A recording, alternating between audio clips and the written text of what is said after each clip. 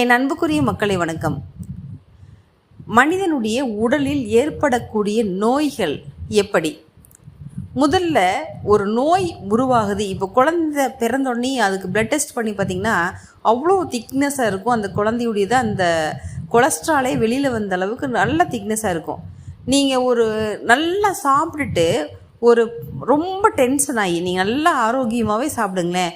ஒரு 2 நாள் டென்ஷன் ஆகுங்க. அந்த 2 நாள் டென்ஷன் ஆன பிறகு உங்கள் ரத்தத்தை போய் நீங்கள் டெஸ்ட் பண்ணுங்கள். எந்த ஒரு அந்த ஒன்று B12 இல்லை கால் சம்மந்தமான பிரச்சனை, நரம்பு சம்மந்தமான பிரச்சனை, அல்லது தலைவலி, கண் வலி, காதுக்கு பின்னாடி வலி, இப்படி பல வகையில் உங்களுடைய ஹார்மோன்ஸ் அத்தனையும் வீணாக போகும். அப்போது உங்களுடைய உடலை நீங்கள் பஞ்சபூத தன்மையால் சரியாக வச்சுக்கணும் அப்படின்னா நீங்கள் முதல்ல உங்கள் மனசை ரணகளத்திலிருந்து நீங்கள் வெளியில்